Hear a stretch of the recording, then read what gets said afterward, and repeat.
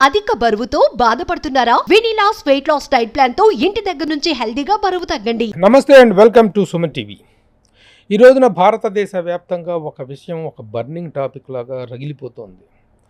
సనాతన ధర్మం, భారతీయ సంస్కృతి, హైందవ సంప్రదాయం వీటన్నిటికి మీద ఒక దాడి జరుగుతుందనేటువంటి ఒక ఆందోళనకరమైనటువంటి పరిస్థితి నెలకొన్నటువంటి నేపథ్యంలో ముఖ్యంగా ఈ హైందవులందరూ, హిందువులందరూ కూడాను పరమ పవిత్రంగా భావించే తిరుపతి లడ్డూ విషయంలో జరుగుతున్న వివాదం దేశంలో ప్రకంపనలు సృష్టిస్తుంది. ప్రతి ఒక్కళ్ళు కూడాను దాన్ని ఆ ప్రసాదాన్ని చేతిలోకి తీసుకోగానే ఒళ్ళంతా ఒక రకమైనటువంటి ఆనందానుభూతికి, ఒక గగురుపాటుకి గురి చేసేటువంటి ఒక అద్భుతమైనటువంటి ఆ ప్రసాద స్వీకరణ అనేటువంటి కార్యక్రమం పట్ల జరుగుతున్నటువంటి అపరాధం, అపచారం ఈ దేశంలో ప్రకంపనలు సృష్టిస్తున్నటువంటి నేపథ్యంలో ఈ విషయం మీద మనతో మాట్లాడటానికి ప్రముఖ నటులు, నిర్మాత, రియల్టర్, చలనచిత్ర ప్రముఖులు, రాజకీయ రంగ ప్రముఖులు మురళీమోహన్ గారు ఉన్నారు. మురళీమోహన్ గారు నమస్తే అండి. నమస్తే అండి. మీ దృష్టికి వచ్చి ఉంటుంది జరుగుతున్నటువంటి వివాదం ఏంటో, తిరుపతి లడ్డూ ప్రసాదం మీద జరుగుతున్నట్టు వివాదం, దాని మీద జరుగుతున్నట్టు చర్చోపచర్చలు ఒక చూస్తున్నామండి. రెగ్యులర్గా చూస్తూనే ఉన్నాం న్యూస్ ఛానల్స్ వాటిలో కూడా. చాలా బాధాకరం. ఎందుకంటే ఏ మతం వాళ్ళకైనా ఎవరికైనా వాళ్ళకు దేవుడు అనేవాళ్ళు ఉంటారు. అందరికీ ఒకళ్ళే ఉండాలనేది లేదు. క్రిస్టియానిటీ వాళ్ళు చూసుకున్నారంటే జీసస్ క్రిస్ట్ని చేస్తారు. అలాగే ముస్లిం సోదరులు ఉన్నారంటే వాళ్ళు అల్లా చూస్తారు. మన హిందువుల్లోకి వచ్చినప్పటికి మనకేంటంటే వీఆర్ డిఫరెంట్.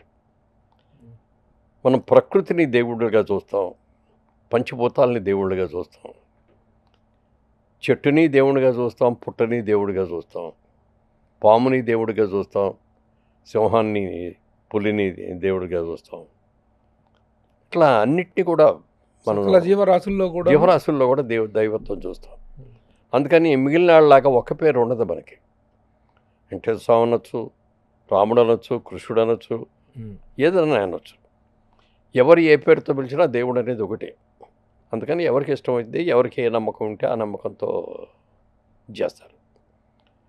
ముఖ్యంగా మన దగ్గరకు వచ్చేటప్పటికి మనం 2 తెలుగు రాష్ట్రాల్లో చూసుకుంటే తెలుగు వాళ్ళందరూ కూడా ఎక్కువగా వెళ్ళే దేవాలయం ఏది అని అంటే తిరుపతికి. ఒక ఈ 2 తెలుగు రాష్ట్రాల్లోనే కాదు, one of the biggest temple, one of the biggest collection. అలాగే డివోటీస్ రోజుకి లక్షల మీద వస్తారు. ఇది చాలా తక్కువ ఉంటుంది. ఏదో ఆ పండగ సందర్భంగా రావటం కాకుండా ఇది నిత్యం. అలాంటిది ఇంటింట్లోనూ ప్రతి ఇంట్లోనూ వెంకటేశ్వర స్వామి ఫోటో లేకుండా ఎవరో ఉండరు.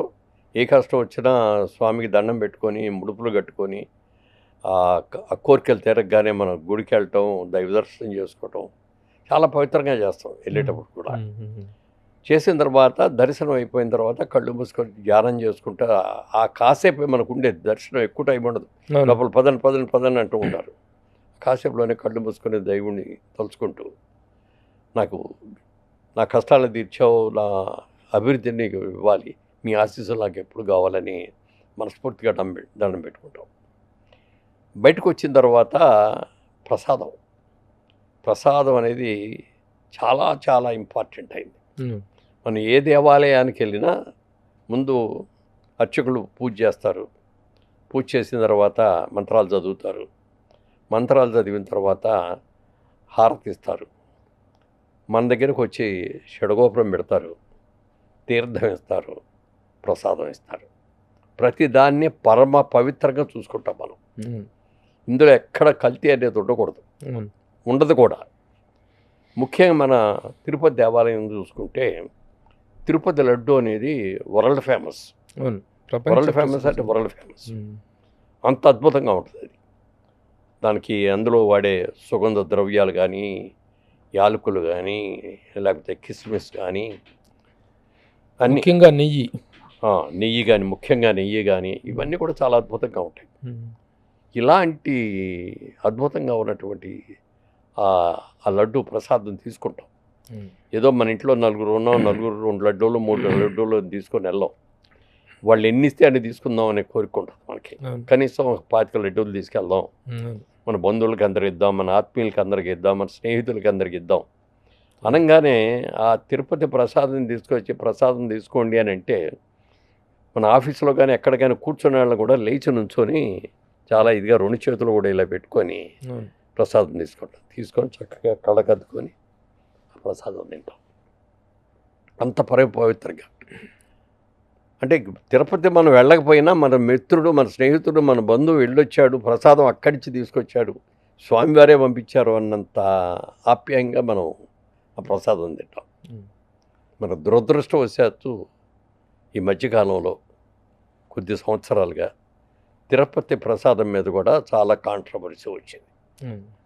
ఇదివరకటి రోజుల్లో తిరుపతి ప్రసాదం తీసుకొస్తే ఇంట్లో ఇళ్ళతో వాసన వస్తూ ఉండేది, అద్భుతమైన స్మెల్. అలాగే ఫ్రిడ్జ్లో పెట్టకపోయినా బయట పెడితే కూడా ఓ నెల రోజులైనా ఏం పాడయ్యేది కాదు. ఇప్పుడు కొంతమంది కంప్లైంట్లు ఏంటంటే అక్కడ తీసుకొని ఇంటికి వచ్చేటప్పటికే పాడైపోతుందండి. ఇది ఒక స్టాండర్డ్ లేదండి అన్నట్టు వచ్చారు. ఏమిటిది, ఏమిటి కారణం అని చూస్తే ఇదివరకటి నుంచి కూడా నందిని ఒక కంపెనీ కర్ణాటకలో ఉంది. వాళ్ళు కర్ణాటక మిల్క్ ఫెడరేషన్ అని వాళ్ళిద్దరు కలిసి ఇన్నేళ్లగా తిరుపతికి నెయ్యి వాళ్ళే ఇచ్చారు. వాళ్ళు కూడా ఏంటంటే వాళ్ళు భక్తులు, మనం ఒక దేవాలయానికి ఇస్తున్నాం, ఇందులో లాభ అపేక్ష ఉండకూడదు, మనకి అయిన కాస్ట్ రేట్కి ఇచ్చేసేయాలని చెప్పి చాలా బాటమ్ రేట్కి వాళ్ళు సప్లై చేసేవారు. గత ప్రభుత్వం వచ్చిన తర్వాత అన్నీ రీటెండరింగ్లని అని మొదలుపెట్టారు కదా, రివర్స్ టెండరింగ్లని. ఆ టెండరింగ్లో ఇది కూడా వీళ్ళు దాదాపుగా 50 ఏళ్ళుగా ఇస్తున్నారు. వీళ్ళు ఈ 50 ఏళ్ళుగా ఇస్తున్న వాళ్ళు వీళ్ళిద్దరూ లాభాలన్నీ వీళ్ళే కొట్టేస్తున్నారు అనుకున్నారు. మీరు ఏమనుకున్నారు చేసి వాళ్ళ టెండర్ క్యాన్సిల్ చేశారు. క్యాన్సిల్ చేస్తే రివర్స్ టెండరింగ్ అనే దాంట్లో వేసిన రోజున వీళ్ళు ఒక మాట చెప్పారు, మేము ఇచ్చేది రాక్ బాటమ్ ప్రైస్ అండి, మేము ఇచ్చే ప్రైస్గా అంటే ఎవరైనా తక్కువ ఇస్తారో అని ఉంటే మాత్రం అది కంటామినేషన్ ఉంటుంది, గ్యారంటీగా ఉంటుంది. అందులో ఏదో లోటు లేకపోతే ఆ రేట్ గిట్టదు, మాకోసం కాస్ట్ రేట్కి ఇస్తున్నాం మేము. అందరూ రైతులు ఫెడరేషన్ వాళ్ళు డైరెక్ట్గా పాలు తీసుకెళ్ళి ఇచ్చేవాళ్ళు వాళ్ళందరూ చేస్తున్నారు. మేము మా కంపెనీ తరఫు నుంచి దేవుడి భక్తి మాకు చాలా ఎక్కువ, అందుకని మేము అలాగే ఇస్తున్నామని చెప్పి, ఇది ఎవరైనా తక్కువ ఇస్తే మాత్రం దాంట్లో గ్యారంటీగా కంటామినేషన్ ఉంటుంది. ఎన్నో రకాలు ఉన్నాయి కంటామినేషన్లు, ఎన్నో ఉన్నాయంటే చెప్పడానికి లేదు. మరి ఆవు నెయ్యి పైగా ఇది బఫెలో ఘీ కాదు, ఇది ఆవు నెయ్యి. ఆవు నెయ్యి గేదెల దగ్గర నుంచి వచ్చిన నెయ్యికి వచ్చినంత ఇది రాదు, ఇందులో చాలా తక్కువ వస్తుంది. అందుకని దీని కాస్ట్ కూడా ఎక్కువ ఉంటుంది. ఇప్పుడు ఇవాళ మనం మార్కెట్కి వెళ్ళి ఆవు నెయ్యి కొనుక్కోవాలి మంచిది అని అనుకుంటే 800 రూపాయలు 1000 రూపాయలు ఉంటుంది. అలాంటిది వాళ్ళు 500 ఎంతో సుమారుగా 450 ఏదో వాటికి సప్లై చేస్తున్నారు ఇన్నేళ్ళగా. ఈయన వచ్చిన తర్వాత రివర్స్ టెండరింగ్ చూసారా, ఎంత గవర్నమెంట్ వీళ్ళందరూ కూడా బోర్డంత రేట్లు తినేశారు. మేము 330 రూపాయలకో 350కో మేము ఇస్తున్నాం, 319 రూపాయలకి మేము ఇస్తున్నాము, ఇదిగో ఇంత సేవ్ చేసామని చెప్పి ఘనంగా చెప్పుకున్నారు. అలాగే ఆ చెప్పుకున్న దాంట్లో మొట్టమొదట ఆయన చెప్పాను కదా, కర్ణాటక వాళ్ళు నందిని వాళ్ళు మిల్క్ ఫెడరేషన్ వాళ్ళు ఇచ్చేటప్పుడు వాళ్ళే చెప్పారు, వార్నింగ్ ఇచ్చారు, ఈ రేటు కంటే ఎవరన్నా తక్కువ ఇస్తున్నారంటే మాత్రం ఇది కాదు. వీళ్ళకి ఇచ్చిన టెండర్ వేసింది ఎవరు, వీళ్ళకి ఏమైనా అయ్యి ఉన్నాయా, డైరీ ఫార్మ్స్ ఉన్నాయా, వీళ్ళకి ఏమైనా ఉన్నాయా, ఒక మిడిల్ మ్యాన్ లాంటి వాడికి ఈ టెండర్ అప్పగించారు. మధ్యవర్తి ఎక్కడి నుంచి తెస్తాడు, మార్కెట్లోకి వెళ్ళి కొన్ని సప్లై చేస్తాడు. మార్కెట్లో డిఫరెంట్ టైప్స్ ఆఫ్ ఉంటాయి. నెంబర్ 1 ఈ రేటుకి 319 20 అన్నారు కదా, దీన్ని సప్లై చేస్తాడంటే దీంట్లో ఆడికి 100 రూపాయల లాభం చూసుకుంటాడు. అంటే ఎంత హీనమైన నెయ్యి వస్తుంది. రోజుకి 15,000 కిలోలు నెయ్యి కావాలి, 15,000 కిలోలు కావాలి. అంత నెయ్యి ఎక్కడి నుంచి కలెక్ట్ చేసి ఇవ్వగలడు? మార్కెట్లో ఏది దొరికితే అది చెత్త చెదారం అంతా తీసేసుకున్నారు. అవి టెస్ట్ చేసి చూస్తే దాంట్లో జంతువుల యొక్క కొవ్వు ఉంది కూడా. ఈ కొవ్వులు ఎక్కడి నుంచి వస్తుంది? జంతువు చచ్చిపోయిన తర్వాత దాన్ని తీసుకొచ్చేస్తే అది బయటకు వస్తుంది. మనం చెప్పడానికి కూడా వీలైనటువంటి జంతువుల దగ్గర నుంచి కూడా తీసుకొని ఆ నెయ్యి అంతా కూడా ఇందులో కలిపేసి ఇచ్చారు. ఆ వాసన పోవటానికి కూడా అది ఏదో చేసి మొత్తం మీద మంచి నూనె అన్నట్టుగానే సప్లై చేశారు. ఎవరికి కూడా అనుమానం రాలా. ఈ గత 5 ఏళ్లలో లడ్డు పాడుతా ఉంది, ఇదివరకు క్వాలిటీ లేదు అని అందరం ఫీల్ అయ్యాం. అనుమానం అంటే ఏదో క్వాలిటీ తగ్గింది, పరిమళం అనేటువంటిది పోయింది, పరిమళం పోయింది, లడ్డు రుచి పోయింది, ఇదివరకు ఉన్నట్టుగా నెల రోజులు ఉండట్లేదు, నిలవక సామర్థ్యం. ఒక్కొక్కడు కొంతమంది తిరుపతిలో కొనుక్కొని మర్నాడు ఇంటికి వచ్చేటప్పటికి ఇంటికి వచ్చి లడ్డు చూస్తే పాడైపోయి ఉంటుంది. అందుకని దానికి ఉన్న వాల్యూ అంతా పడిపోయింది. కానీ ఎందుకు జరుగుతుంది, ఎలా జరుగుతుంది అనేది మనకెవరికి తెలియదు. దీన్ని జనరల్గా సిస్టమ్ ఏంటంటే ఏ ప్రోడక్ట్ అయినా వచ్చినప్పుడు దానికి ల్యాబ్కు పంపించి టెస్ట్ చేయించాలి. మరి గత ప్రభుత్వం ఉన్నప్పుడు అవి జరగల. వాళ్ళే సప్లై చేసి వాళ్ళే టెండర్స్ కాల్ఫర్ చేసి రివర్స్ టెండరింగ్లు చేసి వచ్చినాయి కదా. అది తర్వాత అనుమానాలు వచ్చి చేస్తే చాలా చోట్ల పంపించారు, ఒక ల్యాబ్కి కాదు, చాలా చేపలకి గుజరాత్లో కొన్ని ల్యాబ్స్కి పంపించారు, ఇంకెక్కడో కొన్ని ల్యాబ్స్కి పంపించారు. చేస్తే అన్నిట్లో కూడా కంటామినేషన్ ఉంది, ఇందులో జంతువుల యొక్క కొవ్వు ఉంది అని క్లియర్గా రిపోర్ట్స్ వచ్చేస్తాయి. ఇది ఉద్దేశపూర్వకమైనటువంటి చర్యగా మీరు భావిస్తున్నారా? అంటే ఒక తిరుమల దేవస్థానం యొక్క పవిత్రత ఔన్నత్యం పట్ల ఎలాంటి ఒక భక్తిభావం లేనటువంటి వ్యక్తులు చేసినటువంటి చర్యగా భావిస్తున్నారా? ఎలా దీన్ని మీరు మీ విశ్లేషణ ఏంటి దీని మీద? అంటే ఇలాంటివి జరిగేటప్పుడు 2 కోణాలు ఉంటాయండి. ఒక కోణం ఎక్కువ లాభం, డబ్బులు సంపాదించేసేయాలి, ఎలా సంపాదించేసేయాలి, ఇవో ఇలాంటివన్నీ పనికిరాని కొవ్వులు, లేకపోతే వనస్పతి అని ఉంది. నెయ్యి కంటే వనస్పతి చాలా తక్కువ, డాల్డా. ఆ డాల్డాలు కూడా కలిపేస్తారు. డాల్డా కలిపితే అసలు చేతులు కలిసిపోయినట్టే ఉంటుంది అది. ఈ జంతు కొవ్వులు ఇవన్నీ వచ్చేటప్పటికి మరీ హీనం అది. అది 500 రూపాయలు ఉన్నది 330కో 320కో ఇస్తున్నారు అంటే 800 ఉన్నది. 800 తక్కువ, అది ఎంతో కరెక్ట్ రేటు తెలీదు. 800 రేటుది 320కి ఇస్తున్నారు అంటే ఇందులో లాభాపేక్ష ఉందని నేను అనుకోను. కేవలం ఏంటంటే ఈ తిరుపతి అనేదాన్ని, ఈ తిరుపతి లడ్డు అనేదాన్ని, ఆ దేవాలయాన్ని అన్పాపులర్ చేయడం కోసం చేసిన ఆలోచన అని నా ఫీలింగ్. ఒక లడ్డూ విషయంలోనే కాకుండా అక్కడ జరిగేటువంటి నిత్య అన్నదానం విషయంలో కానీ, అక్కడ జరగాల్సినటువంటి చాలా విషయాల్లో కూడాను వైలేషన్ అనేటువంటిది జరిగిందని, అన్యమత ప్రచారాలు విపరీతంగా జరిగినాయని, అన్యమతాలకు సంబంధించిన వ్యక్తులను అక్కడ ఉద్యోగులుగా చేశారనేటువంటి అభియోగాలు కూడా తీవ్ర స్థాయిలో వస్తున్నటువంటి వాటి మీద ఏం చెప్తారు? అసలు ఈ లడ్డు అనేదండి 1707లోనో ఎప్పుడో మొదలైందండి. ఇది ఎక్సలెంట్ క్వాలిటీ అన్నమాట. ఆ రోజు నుంచి ఈ రోజుకి ఆ క్వాలిటీ మెయింటైన్ చేస్తారు. ముందు తొలుత ఓన్లీ వడ ఉండేది, వడ తర్వాత బూందీగా తీసుకురావటం, దానికి కూడా చేసిన తర్వాత ఆ క్వాలిటీ ఆ రోజు నుంచి కూడా ఈ రోజు దాకా ఉండటం ఒక ఇది. తర్వాత ఏమో దీనికి ఒక ట్యాగ్ వచ్చింది, మనందరం అతి పవిత్రంగా భావించే అపురూప ప్రసాదం తిరుపతి లడ్డు. 300 ఏళ్ల పైగా చరిత్ర కలిగిన లడ్డు మన తిరుపతి లడ్డు. 1715వ సంవత్సరంలో ప్రారంభించారు ఈ లడ్డు చేయటం అనేది. బూందీ నుంచి ఇది చేయటం, ముందు బూందీ వండుతారు, తర్వాత బెల్లంతో ఇది కలిపి చేస్తారు. దీనికి ప్రత్యేకమైన ఫార్ములా శ్రీ కళ్యాణం అయ్యంగార్ అని ఒక అయ్యంగార్ తమిళియన్, ఆయన ప్రారంభించారు. ప్రారంభించిన తర్వాత దీనికి ప్రత్యేకమైన ఆరంభం, అందరూ కూడా మంచి ఇది వచ్చింది. 10 మందితో పంచుకుంటే అదొక పుణ్యం అని ఇచ్చుకునేవాళ్ళు పుచ్చుకునేవాళ్ళు కూడా ఇది చేస్తూ ఉంటారు. తిరుపతి వెళితే మన కోసమే కాకుండా మన బంధువుల కోసం కూడా మనం చాలా ఎక్స్ట్రా కొనుక్కొని వచ్చి మనం చేస్తూ ఉంటాం. ఇది వరల్డ్ వైడ్గా ఫేమస్ ఉన్నటువంటి G1 ట్యాగ్. G1 ట్యాగ్ అనేది బెస్ట్ ప్రోడక్ట్స్కి ఇస్తారు ఒక సర్టిఫికెట్. అది సర్టిఫికెట్ ఐఎస్ఐ మార్కు లాగా. ఐఎస్ఐ కంటే ఐఎస్ఐ మన ఇండియన్ స్టాండర్డ్స్. ఇది వరల్డ్ వైడ్. ఇది ఈ ట్యాగ్ తిరుపతి ప్రసాదానికి వచ్చింది. అలాగే 50 ఏళ్ల క్రితం మన పోస్టల్ డిపార్ట్మెంట్ వాళ్ళు ఒక ప్రత్యేకమైన స్టాంప్ వేశారు, తిరుపతి లడ్డు స్టాంప్. తిరుపతి లడ్డు ఫోటో వేసి 5 రూపాయలు స్టాంప్గా వేశారు. అది ఎంత క్వాలిటీ బాగోపోతే చేస్తారండి ఇది. అవును. మరి ఎన్నో దేవాలయాలు ఉన్నాయి, ఎన్నో ప్రసాదాలు ఉన్నాయి. ఒక ఉమ్. తిరుపతిలో డూకే వేశారు అంటే దాని ప్రత్యేకత అది. ఉమ్.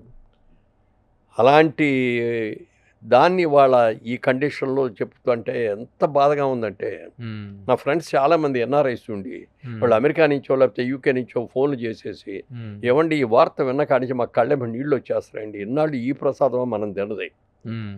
ఈ ఇందులో నాన్ మరి వెజిటేరియన్స్ బోలెంత మంది ఉంటారు, అవును. ఆ వెజిటేరియన్స్ అందరూ కూడా మేము మాతో ఈ ప్రసాదాలు తినిపించారా ఉమ్. అని వాళ్ళు పడ్డ బాధ ఇంత అంతా కాదండి. అవును.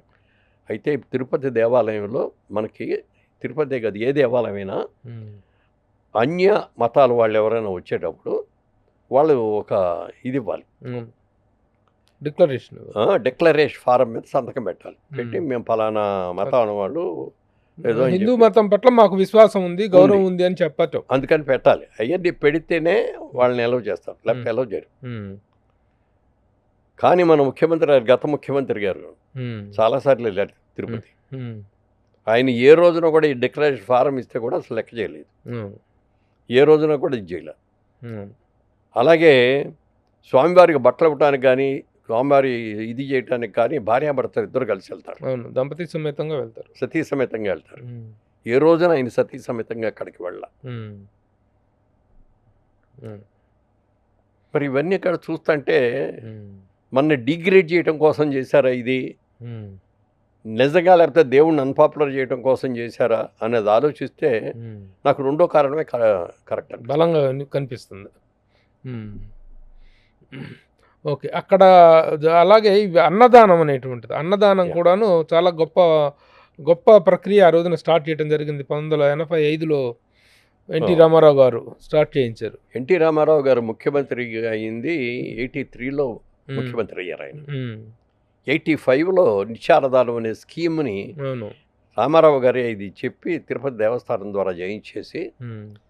ఎంతోమందికి అందరికి కూడా ఒక అప్పీలు ఇచ్చారు ఆయన. అవును. నిత్యాన్నదానం ఒక స్కీమ్ పెట్టాం, ఈ స్కీమ్కి మీరు అందరూ కూడా ఇస్తే మీ పేరు మీద ఇక్కడ పెడతాం, మీ పెద్దవాళ్ళ పేరు కానీ వీళ్ళతో కానీ ఉమ్. అని అంటే చాలామంది డొనేషన్స్ ఇచ్చారు, బ్రహ్మాండంగా డొనేషన్స్. ఉమ్. మొట్టమొదట రోజుకు 2000 మందికి వంట చేసేవారు. అవును. ఈ 2000 టోకెన్లుగా ఇచ్చేవారు. అవును. అక్కడ దర్శనం అయిన తర్వాత దర్శనం అయిన తర్వాత ఈ టోకెన్ ఇచ్చేవారు. ఆ టోకెన్లో ఈ 2000 మందికి మాత్రం భోజనం పెట్టేవారు. అవును. ఇవాళ పాపులారిటీ పెరిగిపోయింది, ఫండ్స్ పెరిగిపోయినాయి, డొనేషన్స్ పెరిగిపోయినాయి. ఉమ్. ఇవాళ రోజున టోకెన్ అనే సిస్టమ్ తీసేసి ఎంతమంది వస్తే అంతమంది భక్తులకి నిత్యాన్నదానం. అవును. నిత్యాన్నదానం కూడా ఏదో సాంబార్ రైస్ ఇంత కర్డ్ రైస్ పెట్టడం కాదు, ఉమ్. చక్కగా పెళ్లి భోజనాల్లో ఎలా పెడతారో అన్ని వాటితోటి మంచి గుమ్మలాడేటటువంటి మంచి వాసనతోటి మంచి రుచికరమైనటువంటి నిత్యాన్నదానం చేస్తారు. ఉమ్. మీరు చెప్తే నమ్మరండి. ఉమ్. మామూలుగా నిత్యాన్నదానానికి పూర్ పీపుల్ వెళ్తారు, ఉమ్. మనం హోటల్లో డబ్బులు ఇచ్చి తీసుకుందాంలే అనుకుంటారు. ఉమ్. తిందాం. ఇది అప్పర్ మిడిల్ క్లాస్ వాళ్ళు లేకపోతే ఇంకా కోటీశ్వరులు. ఉమ్. కానీ తిరుపతిలో అన్నప్రసాదం తినడం కోసం క్యూలో నిలబడి కోటీశ్వర్లు కూడా క్యూలో నిలబడి వెళ్ళి తినే సందర్భాలు ఎన్నో. మీరు తిన్నారండి? నేను తింటా, ఉమ్. యా కావాలని వెళ్ళాను నేను. ఉమ్. చాలా బాగుంది, చాలా రుచిగా ఉంది. నేను అక్కడే కాదు, ఉమ్. ఏ గుళ్ళోకి వెళ్ళినా నిత్యాన్నదానం ఉంది అంటే వెళ్ళి తింటాను నేను. ఉమ్. మంత్రాలయంలో తిన్నాను, శ్రీశైలంలో తిన్నాను, ఉమ్. విజయవాడలో తిన్నాను, ఉమ్. చాలా దేవాలయాల్లో. ఎందుకంటే అది ప్రసాదం కింద ఫీల్ అవుతాం. అన్నప్రసాదం అంటాం దాన్ని. అవును. అన్నం అన్నాను, అన్నప్రసాదం. అవును. లడ్డూ ప్రసాదం లాగానే అన్నప్రసాదం అది. ఉమ్. అది కూడా పరమ పవిత్రంగా చేసినది. అది కూడా ఈ మధ్యకాలంలో ఆ ఫుడ్ బాగోట్లేదు, ఉమ్. అన్నదాన స్కీములు పెట్టే భోజనం బాగోట్లేదు, చాలామంది వెళ్ళటం మానేశారు. అవును. బయట హోటల్స్కి వెళ్ళి. అవును. అసలు ఎంత ఒత్తిడి ఉంటుందో, ఎంత రష్ ఉంటుందో, అక్కడ ఎంతసేపు నిరీక్షణ వెయిటింగ్ ఉంటుందో, యా అట్లాంటిది ఈ రోజున అన్నదానం అనే దానికి ఖాళీగా ఉంటుంది ఆ స్లాట్స్ మొత్తం కూడాను, ఆ కాంప్లెక్స్ అంటే మొత్తం కూడా. ఎవరికి అంటే తెల్లారిపాటి కోటేశ్వరుడు ఎలా అవుతావు ఆలోచించేవాడే. కానీ ఉమ్. ఇది ఒక అద్భుతమైనటువంటి దైవ కార్యక్రమం. ఈ దైవ కార్యక్రమంలో మనం కరెక్ట్గా చేసి కరెక్ట్గా పెడితే మనకి ఎన్నో దీవెనలు వస్తాయి ఉమ్. అని అనుకొని చెయ్యాలి తప్ప ఉమ్. ఎలా లాభం చేసింది కాంట్రాక్ట్ అయ్యే లోపల మనం ఎంత సంపాదించేద్దామని ఆలోచించేసి ఉమ్. చేస్తే ఉంది. ఉమ్. మంచి మెటీరియల్ లేకుండా, మంచి ఫుడ్ లేకుండా, ఇది లేకుండా చేసేటప్పటికి ఇలా ఉంది. ఆ విధంగా అన్పాపులర్ చేశారు దాన్ని కూడా. ఓకే. ఇప్పుడు మొన్న ముఖ్యమంత్రి గారు జరిగినటువంటి కేబినెట్ సమావేశంలో ఈ విషయాన్ని ప్రస్తావించడంతో దేశం మొత్తం ఒక్కసారిగా ప్రకంపనకు గురైపోయింది. ముఖ్యంగా సనాతన ధర్మం పట్ల కానీ, హైందవ ధర్మం పట్ల కానీ విశ్వాసం ఉన్నటువంటి హిందువులు, ముఖ్యంగా హిందువులు అందరూ కూడాను దీని మీద తీవ్ర స్థాయిలో బాధపడటము, తీవ్ర స్థాయిలో రియాక్ట్ అవ్వటం జరుగుతుంది. ముఖ్యంగా మన డిప్యూటీ సీఎం పవన్ కళ్యాణ్ ఈ విషయంగా తీవ్ర స్థాయిలో ధ్వజమెత్తడం జరిగింది. ఆయన రియాక్షన్ పట్ల మీరు ఎలా స్పందిస్తారండి? ఎక్సలెంట్ రియాక్షన్ అండి. నిజంగా ఇది జరగగానే వెంటనే అనౌన్స్ చేశాడు ఆయన. అపచారం ఎవరు చేసినా ఇది అందరికీ వస్తుంది. మనం కూడా అపచారం చేసినట్టే లెక్క. మనం చెయ్యకపోయినా ఉపేక్షించిన దేవుడికి మా తెలుగు ప్రజలు అందరూ హిందూ అందరి తరఫు నుంచి స్వామి నీకు రోజు అర్చన ఇది చేస్తున్నారు, మీకు తప్పు జరిగిపోయింది, ఎవరి వల్ల తప్పు జరిగింది పక్కన పెడితే మేమందరం కూడా తప్పు చేసిన వాళ్ళ కింద లెక్క అని చెప్పి అతను భావించి దానికి ఒక ప్రాయశ్చిత్త దీక్ష తీసుకొని 11 రోజుల పాటు దీక్ష గుంటూరు యువతల నంబూరు దగ్గర ఒక దేవాలయం ఉంటే ఆ దేవాలయంలోకి వెళ్ళి అక్కడ మాల వేసుకొని 11 రోజులు మాలలో ఉండి తన పనులు చేసుకుంటూ 11వ రోజుకి తిరుపతి వెళ్ళి తిరుపతిలో దర్శనం చేసుకొని అక్కడ స్వామికి స్వయంగా కూడా క్షమాపణ చెప్పుకోవాలి అని చెప్పి ప్రాయశ్చిత్త దీక్ష తీశారు. ఇప్పుడు మొన్న కూడా అక్కడ దేవాలయంలో కూడా అక్కడ ఉన్నటువంటి పూజారులు బ్రాహ్మణులు అందరూ కూడా బ్రహ్మాండంగా చేశారు. సంప్రోక్షణ ఎందుకంటే ఒక సూర్యగ్రహణం వచ్చినా, చంద్రగ్రహణం వచ్చినా, ఇంకోటి ఏదైనా తప్పు జరిగినా ప్రక్షాళన అంటే సంప్రోక్షణ చేస్తుంటారు. సంప్రోక్షణ, ఆ సంప్రోక్షణ చేయటం అనేది ఒక అలవాటు. అది ఇది వచ్చేటప్పటికి కంప్లీట్గా టెంపుల్ మొత్తం యాజ్ ఇట్ ఈస్గా కంప్లీట్గా అంతా కూడా వాటర్తో కడిగిచ్చేసి అది చేసి సంప్రోక్షణ చేశారు. ఇది అనుకోకుండా ఒక రాజకీయ వివాదంగా మారింది అనేటువంటిది అనుకోకుండా ఏం కాదు, జరిగింది. ఒక గత ప్రభుత్వం చేసినటువంటి ఒక తప్పిదాన్ని ఈ ప్రస్తుత ప్రభుత్వం, కూటమి ప్రభుత్వం వాళ్ళు దాన్ని పాయింట్అవుట్ చేయటం, దాన్ని వెలికి తీయటం అనేటువంటి దీనివల్ల ఒక రాజకీయపరమైనటువంటి ఇది ఏర్పడింది. ఎదురు దాడి జరుగుతూ దాడులు, ప్రతిదాడులు జరుగుతూ ఉన్నాయి. ఈ వాతావరణం ఎలా అనిపిస్తుంది? ఇది ప్రభుత్వాన్ని అన్పాపులర్ చేయటం కోసం వాళ్ళు ఇది పెట్టిన ఇది. వాళ్ళు ఏ పార్టీ ఏ ప్రభుత్వం అనేది కాదు, అసలు ఇనానిమస్గా ఎవరైనా సరే లడ్డు మీద అక్కడ అన్నదానం మీద కంప్లైంట్ అనేది ఇట్ ఈస్ దేర్. అది మాత్రం చాలా తప్పు. అది ఎవరైనా చెప్పినా ఇవాళ ఒక పార్టీ వాళ్ళు చేస్తే అంతవరకే వస్తుంది, వాళ్ళు వరల్డ్ వైడ్ అయిపోయింది. వాళ్ళ అన్ని రాష్ట్రాల్లోనూ విపరీతంగా దీని మీద జరుగుతుంది, అన్ని దేశాల్లో కూడా జరుగుతుంది. ఇంత జరిగింది అంటే అందరూ కూడా ఎనానమస్గా ఇది తప్పు అనేది ఫీల్ అయ్యారు. కాబట్టి వైఎస్ఆర్సీపీలో ఉన్నటువంటి హిందువులు కూడాను, ఆ పార్టీలో ఉన్నటువంటి హిందువులు కూడాను దీని పట్ల తీవ్రమైనటువంటి ఆవేదనకు గురైనటువంటి సందర్భాలు, అలాంటి రియాక్షన్స్ చూడటం జరుగుతుంది. అలాగే మనం అందరం కూడా వెంకటేశ్వర స్వామి అనేది చాలా పవర్ఫుల్ అని మనం అనుకుంటాం. ఎందుకంటే తప్పు చెప్పకూడదు. అక్కడ మన కష్టం వచ్చినప్పుడు దేవుడికి మొక్కుకొని మనం ముడుపులు కడతాం. ఆ కష్టం తీరిన తర్వాత వెళ్ళి దర్శనం చేసుకుని ఆ ముడుపులు చెల్లించి వస్తాం.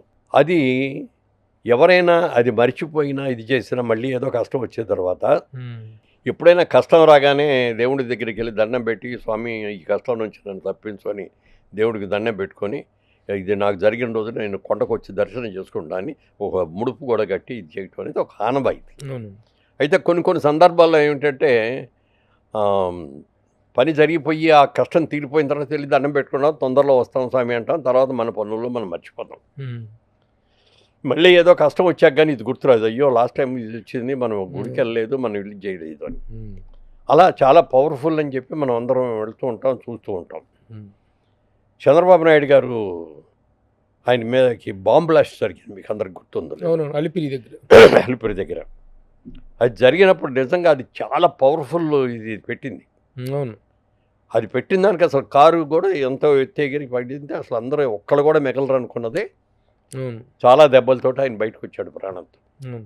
ఆయన ఒక్కటే అనుకున్నాడు, నేను నీతిగా ఉన్నాను, నిజాయితీగా ఉన్నాను కాబట్టి వెంకటేశ్వర స్వామి నన్ను బతికించాడు ఇక్కడ, లేకపోతే నేను ముక్కలు అయి ఉండేవాడిని అని చెప్పి అయినాడు. ఆ రోజు నుంచి కూడా ఆయనకు విపరీతమైన దేవుడు వెంకటేశ్వర స్వామి అంటే చాలా ప్రేమ, చాలా భక్తి కూడా. ఎందుకంటే ఆయన చదువు అవన్నీ కూడా తిరుపతిలోనే జరిగినాయి కాబట్టి ఆయన లైఫే అక్కడి నుంచి స్టార్ట్ అయింది కాబట్టి ఇది ఎక్కువ. అలాగే మరి ఇప్పుడు ఇవాళ కూడా గత 5 సంవత్సరాలుగా లడ్డూలో జరిగినటువంటి వీటి మూలంగా దేవుడు కూడా చూస్తూ ఊరుకోడు కదా. ప్రాయశ్చిత్తం ఇచ్చేశారు. ఆ మాట ఎలక్షన్స్లో చూసాం కదా. ఇంతవరకు తెలుగుదేశం పార్టీకి పెట్టే కదా. ఆంధ్రప్రదేశ్ రాష్ట్రం ఏర్పడిన తర్వాత ఇంత ఇనానిమస్గా ఇంత హయ్యెస్ట్ మెజార్టీస్తో గెలిచింది ఇదే ఫస్ట్ టైం. అవును. జరగడానికి కారణం ఏంటి? స్వామి వెంకటేశ్వర స్వామి తలుసుకోబట్టి తప్పు చేసిన వాళ్ళని శిక్షించాలి కాబట్టి ఆ విధంగా శిక్ష జరిగింది. ఇప్పుడు ఇదే సందర్భంగా పవన్ కళ్యాణ్ సనాతన ధర్మ పరిరక్షణ బోర్డును అనేటువంటి దాన్ని ఒకటి వ్యవస్థీకరించాలి, ప్రతి మతానికి ఉన్నాయి, కానీ హైందవ మతం మీద జరుగుతున్నటువంటి ఏ దాడి మీదనను దానికి ఒక అంటూ లేకుండా పోతుంది, కాబట్టి సనాతన ధర్మపీఠ అనే వ్యవస్థాపకన జరగాలని అంటున్నారు. దాని మీద ఏం చెప్తారు మీరు? 100% కరెక్ట్ అండి. ఇప్పుడు ఈ తిరుపతిలో ఇంత అరాచకం జరిగింది కదా, ఇదే ఒక మాస్క్లో కానీ లేకపోతే ఒక చర్చిలో కానీ జరిగి ఉంటేనండి ఎంత అల్లరైపోయేదండి. మనకి ఎవరైనా సరే ఎదురు ఆడి పాపం ఆడికి పోగొట్టుకుంటాడు అనుకుంటాం, మనం దండం పెట్టుకుంటాం, ఇక మేమే తప్పు చేసాం అనుకోండి అని. పవన్ కళ్యాణ్ ఏం తప్పు చేయలేదు కదా, చేయపని ఎందుకు దీక్ష తీసుకున్నాడు? అట్లా మనందరికీ కూడా జనరల్గా హిందువులు సాఫ్ట్ స్పోకెన్ పీపుల్ అండి. అంటే మిగిలిన వాళ్ళు కాదని కాదు నేను చెప్పేది. ఇదే కనుక నిజంగా ఒక చర్చిలోనో మసీదులోనో ఇంకో చోట కనుక జరిగినట్టయితే ఎంత అల్లరయ్యేది, ఎంత గోల అయ్యేది. ఇప్పుడు తిరుపతి దేవస్థానంలో ఈ అన్యమత ప్రచారం ఇతర మతస్థులను అక్కడ డిప్లాయ్ చేయటం కూడా జరిగింది, తీవ్ర స్థాయిలో జరిగింది అక్కడ.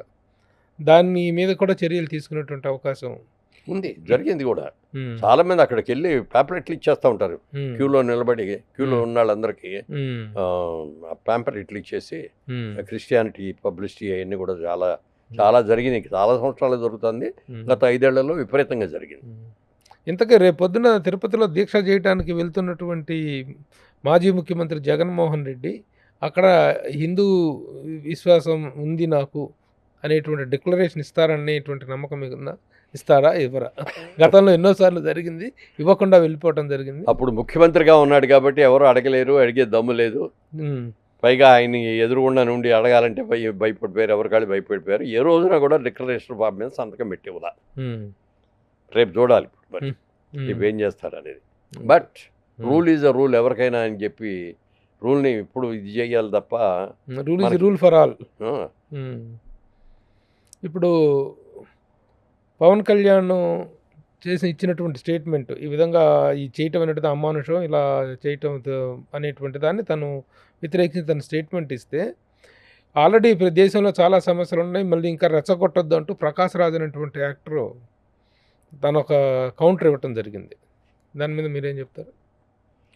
అదే చెప్పా ఇందాక మీకు, తిరుపతి దేవస్థానం దేవాలయం గురించి మాట్లాడుతాం తప్ప మిగిలిన కాంట్రవర్సీ, దానికి సంబంధించిన కాంట్రవర్సీ మ్యాటరే కదా ఇది, దానికి రిలేటెడ్ మ్యాటర్ ఇది. ఏమండి, విమర్శించే వాళ్ళు రకరకాలు ఉంటారు మనుషులు, వాళ్ళు తప్పు వాళ్ళే తెలుసుకోవాలి. ఎందుకంటే ఒక భగవంతుడికి సంబంధించింది, ఒక పవిత్రమైన దేవాలయానికి సంబంధించింది, ఇది జరిగింది ఏమిటని మనందరం ఇంత బాధపడతా ఉంటే అలాంటి స్టేట్మెంట్లు ఇవ్వటాలు తప్పది. నీకు చేతనైతే నువ్వు ఏదైనా మంచి చేయి, అంతేగాని దాని మీద మళ్ళీ చేసేవాళ్ళని మంచి చేస్తున్నటువంటి పవన్ కళ్యాణ్ పాపం ఇంత ఇదిగా చేసి మనందరం చేసాం, మీరు చేశారని నేను చేశాను, మనం ఎవరైనా చేయలేదు కదా. సంప్రోక్షణ చేసినట్టుగానే ప్రాయశ్చిత్త దీక్షను తీసుకొని ఎవరు వెళ్ళాం, మనం వెళ్ళామా? అతను ఇంత బాగా ఇంత పవిత్రంగా ఇంత మర్యాదగా చేస్తుంటే అతను కామెంట్ చేయటం అనేది కరెక్ట్ కాదు. చేతనైతే మీరు కూడా చేయండి, అంతేగాని. ఇదే విషయంలో వెంటనే కార్తీ సూర్య, తమిళ హీరోలు కార్తీక్ సూర్య వాళ్ళు చిన్న వివాదం వస్తే వెంటనే వాళ్ళు రియాక్ట్ అయ్యి సారీ చెప్పడం అనేటువంటిది చిన్నది, అందులో తప్పు కూడా లేదు. ఊరికే జనరల్ గా సరదాగా అన్నది. ఎందుకంటే వాళ్ళ సినిమా పబ్లిసిటీ జరుగుతుంది, మళ్ళీ లడ్డు కూడా ఇక్కడ ఎందుకు లేవయ్యా, లడ్డు సంగతి తర్వాత చూద్దామని ఏదో అన్నాడు. అందులో తప్పు భావన అనేది లేదు, విమర్శ అంటే అంతకంటే లేదు. దాని మీద కాంట్రవర్సీ రాగానే వెంటనే క్షమాపణ చెప్పాడు ఆయన. నేను కావాలి అన్నది కాదు ఇది. తను కూడా 3 రోజుల ప్రాయశ్చిత్త దీక్ష తీసుకుంటానని చెప్పాడు సూర్య దీని పట్ల. సో ఈ విధంగా జరుగుతున్నటువంటి ఈ వివాదం ఎంత దూరం పోతుంది ఏంటనేటువంటిది we have to wait and see. మనకేం లేదు, మనం నిమిత్త మాత్రంలో జరగాల్సింది ఆ భగవంతుడే చేసుకుంటాడు, ఏం చేయాలి. శిక్షణ శిష్ట రక్షణ అనేది కంపల్సరిగా జరగాలి, జరిగి తీరాలి, జరుగుతుంది. అది ఎలా ఉంటే ఇప్పుడు తిరుమల తిరుపతి దేవస్థానం యొక్క చైర్మన్ పదవి అనేటువంటిది చాలా చాలా గొప్ప విశిష్టమైనటువంటి పదవి. మంత్రి పదవి ఇస్తామన్నా వద్దు అంటారేమో కానీ ఆ పదవి ఇస్తామంటే మాత్రం కాదనే వాళ్ళు ఎవరు ఉండరు. కానీ ఆ రేసులో మీరు కూడా ఉన్నారనేటువంటి ఒక ప్రచారం ఉంది. ఎంతవరకు నిజం? మీరు ఉన్నారా? ఉంటే మీ ఆసక్తి ఏంటి? ఇందులో రేసులో ఉండటం అనేది ఉండదండి. అది అవకాశం రావటం ఒక అదృష్టం నిజంగా. అది అందరికీ రాదు.